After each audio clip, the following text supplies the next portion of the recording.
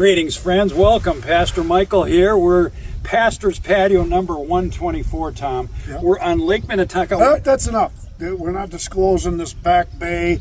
We're not disclosing with a honey hole that this is. This is Tom's. It's just Lake Minnetonka. He caught a crappie here 2 years ago. Now he thinks he's got to keep it. And I want this background blurred out when this thing goes to print. Yes, okay. Yeah, Mr. Fisherman here, he's taken Ron Linder's place, and Al's feeling very threatened by you, I can tell you that.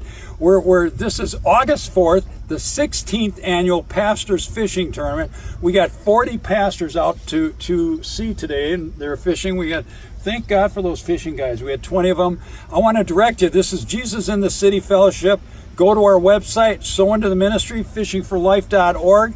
Check us out, and on the YouTube channel, Jesus in the City Ministries, you can send this out to your friends. We're going into 67 countries, so those of you on the west and east coast and other parts of the country, we are on beautiful Lake Minnetonka. It's on the very far west. What, are you working for the tourism board now? Yes, as a matter of fact, I am, Tom. Trying to get people to come back to Minnesota? They don't want to be here. They've all left. Scares the snot out. Our boat chauffeur here, David, he's been showing us these mansions.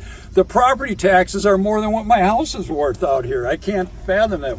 And what we're seeing in the state of Minnesota is a lot of these people running for their lives because they can't afford the taxes that are now being imposed on folks in Minnesota. So that's a whole different discussion. Yeah, that's save that for Tax Help Online, Dan Pilla. So, friends, we're out on the water. It's a glorious day. Yeah, we lucked out. And thank God for all our helpers and the fishing guides. This is the 16th annual Pastors Tournament. We're mixing it up.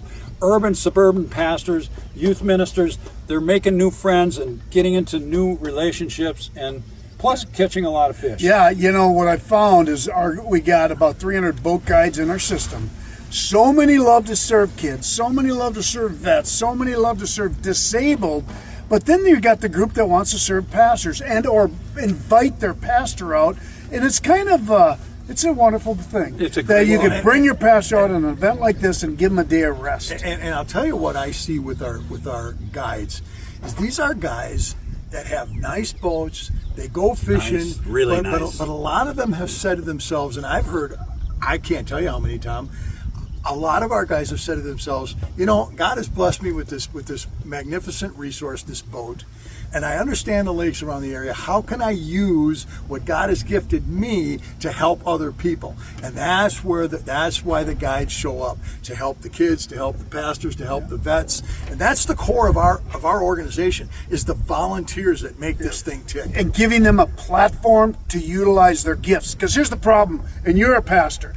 You go to a church as a guy and you're going to tell me to go serve in the choir? Come on.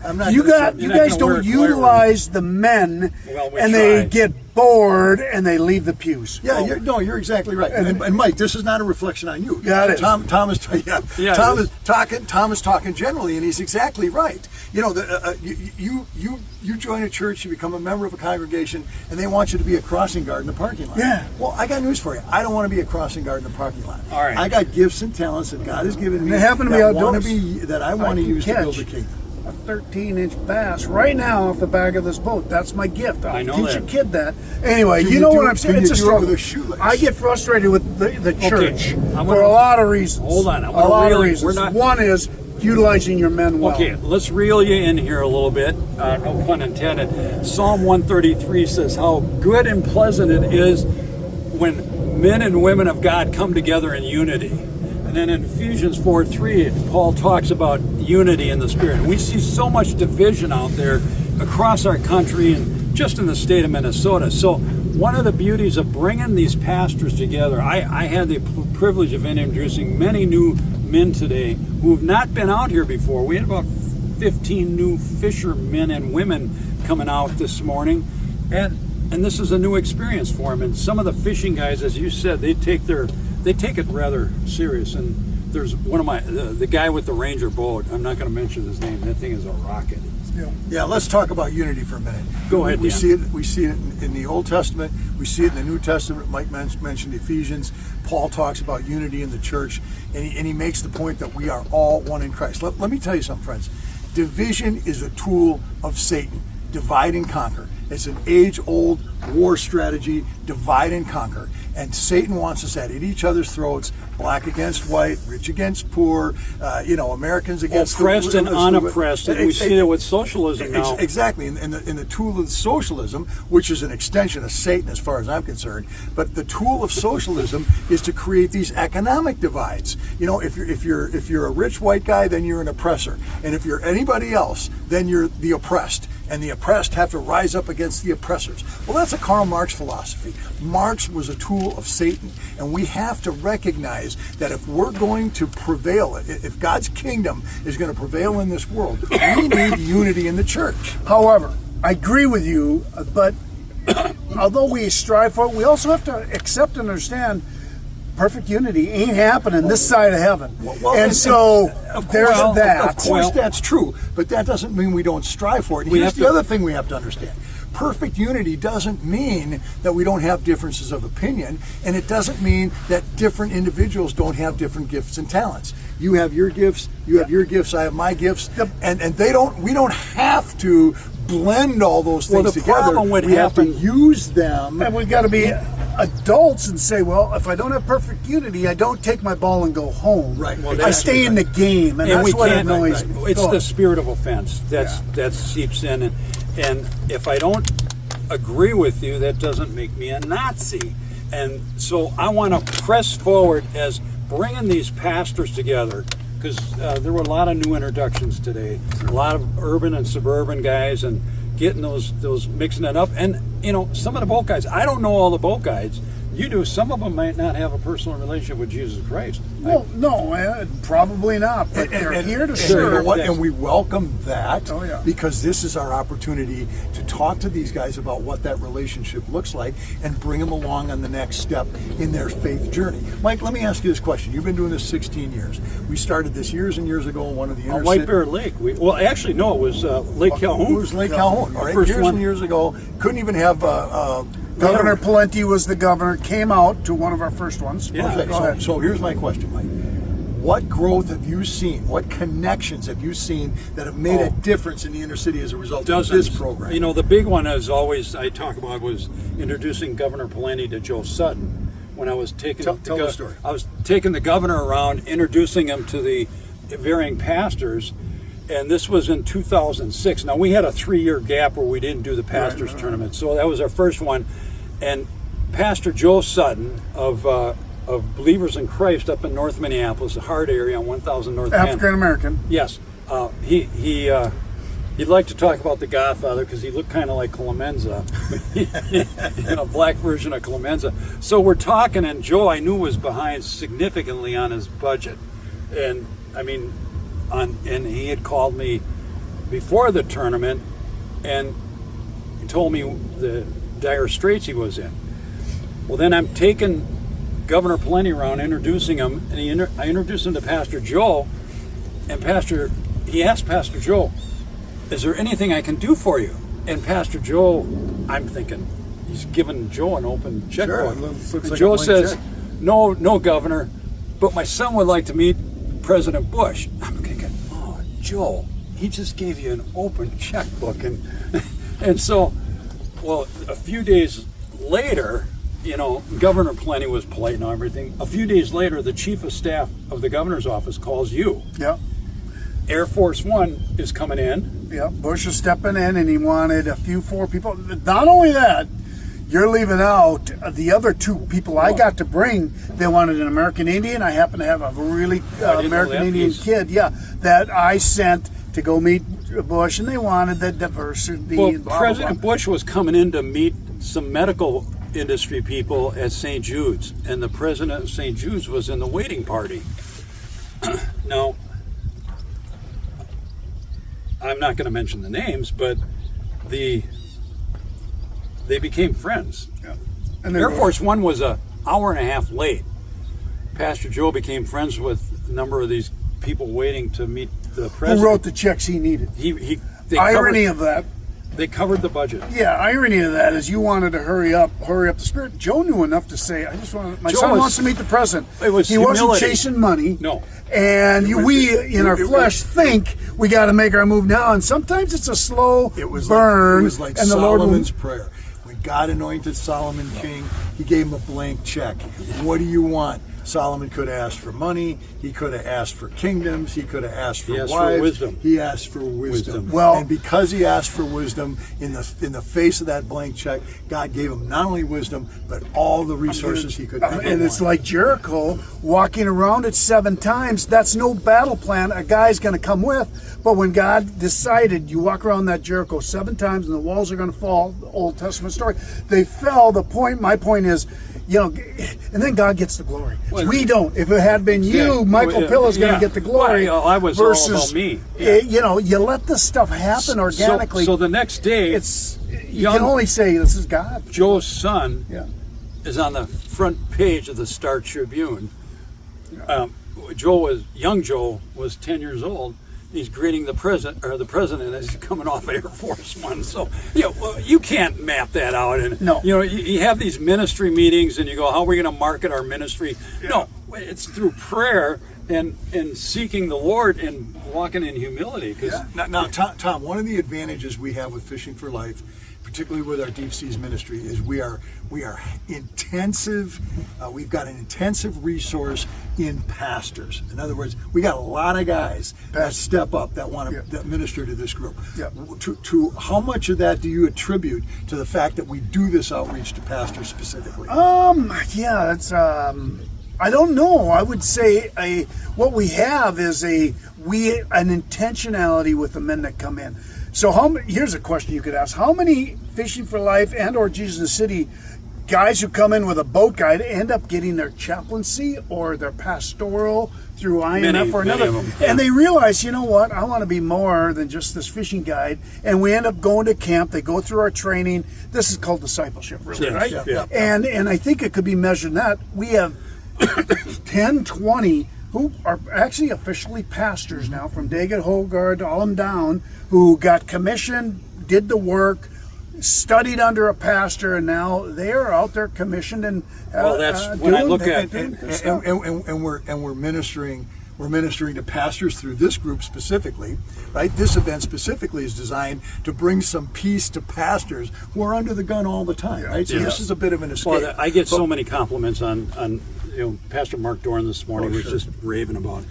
But I do want to caution us. So, let's just say we got 20 new pastors throughout the 10, 15 years within our ministries, right? That we've commissioned in some way.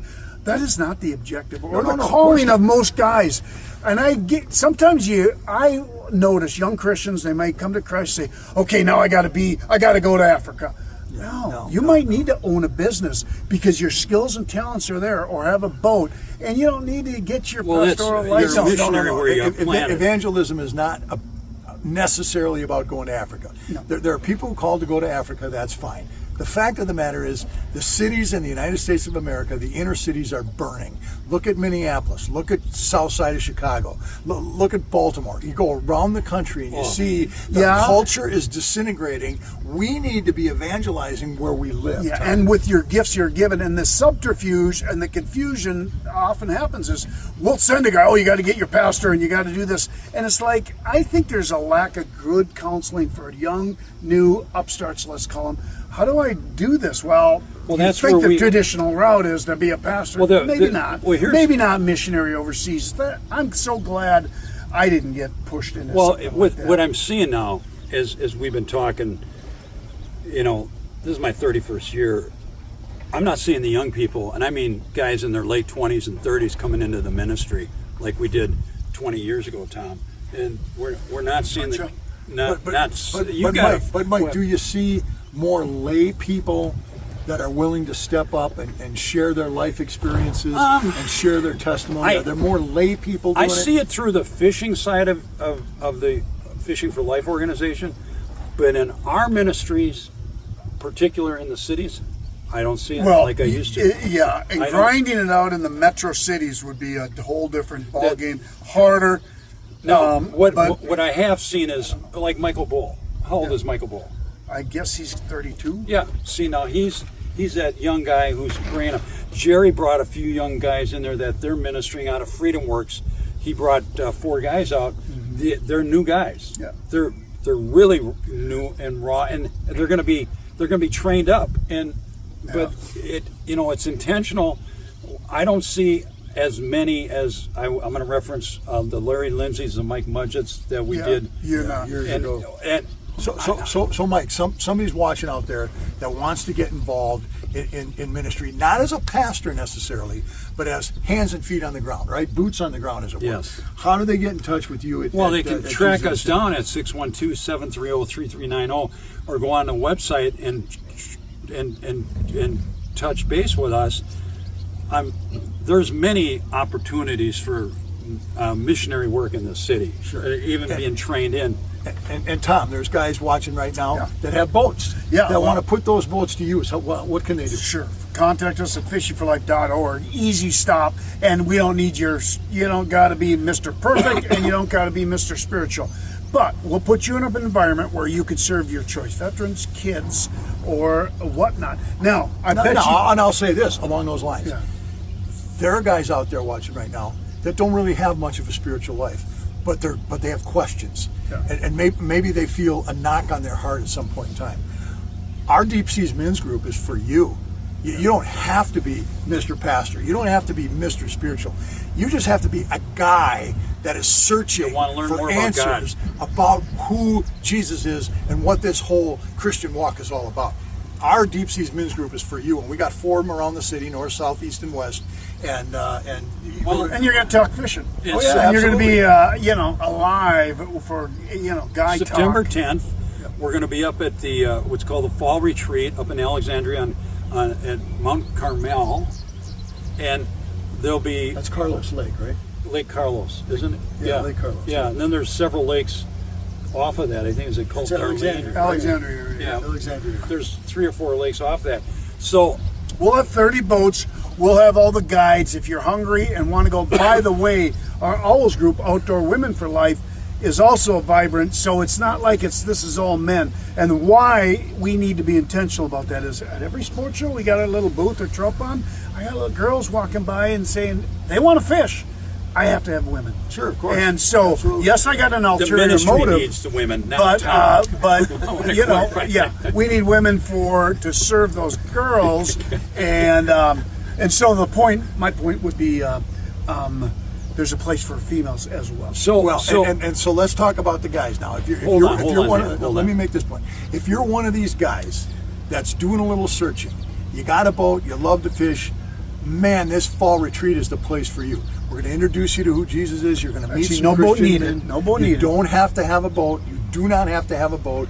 But if you have a boat, that's great. Bring it. My point is, if you're one of these guys that's searching, this is the place to get introduced. Mike and I are going to be overseeing the chapels that we have. We're going to have a communion on Saturday night, and you're going to be introduced to the Lord. And there have been many guys in this organization over the years that have found their faith through this fall retreat. So again, if you're questioning, check us out, JesusInTheCity.org. No, JesusInTheCityFellowship.org. JesusInTheCityFellowship.org and FishingForLife.org. Yes, and the fees. Are there any scholarships this year? Yeah, we have scholarships. If money's in the way, email us. That's what I'm telling you. We'll figure it out. We'll figure it out. Female or male, adult as well. It's going to be a way to make new friends, be in relationship, introduced to Christ. We're going to have fishing, awesome cribbage tournament. Our musicians are coming up there. David Boydell and the team, Pastor Jeff Boyer. Breakfast, lunch, and dinner. Yes, and great facilities, modern cabins, modern bathroom facilities. This is not a shack in the woods, guys. No. This is a nice spot. Now let's circle back. If you're struggling with something this morning, this afternoon, this evening, reach out to me. Reach out to us. If you're a vet in horrible trouble or struggling with something, you can track us down at fishingforlife.org.